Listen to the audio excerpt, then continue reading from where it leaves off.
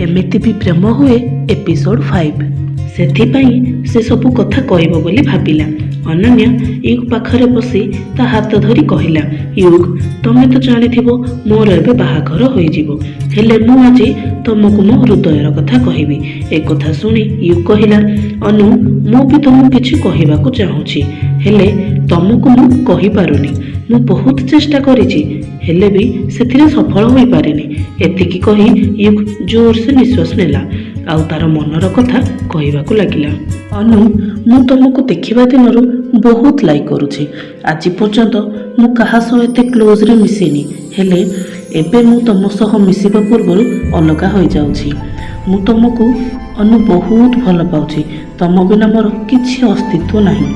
तमे मो आगरे आउ कहार होई जिवो मु देखि सही पारिबेनी। मु तुम पाई मरी पारिबी तो आउ काहाकू मारी भी पारिबी। I love you Anu, I love you so much, you are my everything.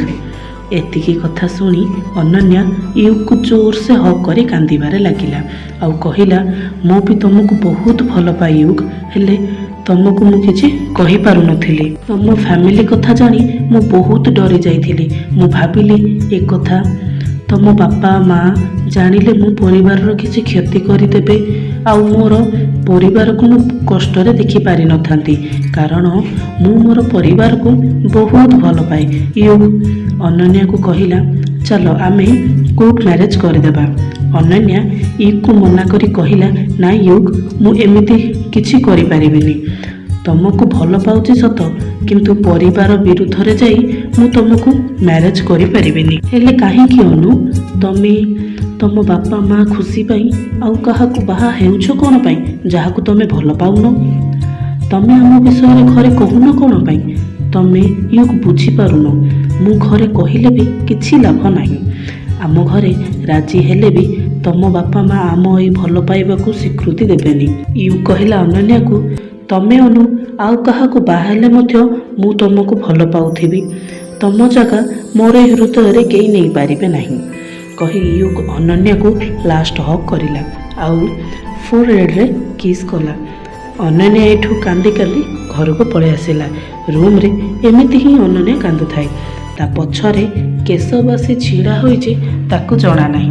Ananya Keshav को देखी आखिर लुह को सब पोछि देला आउ कहिला, बापा तमे केते बेले आसिलो? केशव अनु को कहिला, कोन हेइछि तू कांदुछु कोन पई?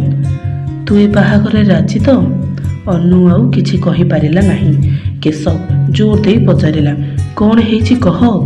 अनु तते मोराण मते कह कोन हेइछि? तू कांदुछु कोन पई? आउ काहाकू भल पाउछु? अनु केशव को धरी बहुत जोरे कांदिला आउ युग विषय सबु कथा कहिला। केशव सबु कथा शुणी अनन्या ठू कहिला, तू झियो जानिछु भल भाबरे जानिछु ता परिवार लोके केमिति। आम भली लोकंको घरे से केबे हेले भी बंधु बांधिबे नाही। से पुओ तते एते भल पाइले कोन हेबो? तू सेठी भलरे रही पारिबुनी। तोठू अधिक मु एठी भाबी भाबी मरी जिबी। तोर किछि हबनी तो? तते से माने किछि करिदेबेनी तो? एमिति केते कथा। तू झियो मो कथा मानी ए बाहाघरे राजी हेइ जा। तू भलरे रहिबु आउ आमे भी एठी भलरे रहिबु। करण बहुत भल पिला, तते खुशी रे रखिबो। से ड्रिंक्स स्मोक किछि करूनी। अनन्या आउ किछि कहिला नाही। बाहाघर को आउ 2 दिन अछि। राति अनन्या रूम रे बसी यु कथा भाबुथिला। ठीक सही समय रे युग रो कॉल आसिला। युग रो कॉल पुणी एते राति रे अनन्या एमिति भाबी कॉल रिसीव कला। एबे समय 11:30। फोन रो आवाज आसिला, अनु मु तुम छात उपरे अछि, शीघ्र आस। अनन्या किछि आउ कहिबा पूर्वरु फोन कटिगला। अनन्या छात उपरे पहुंची देखिला युग सेठी नथिला।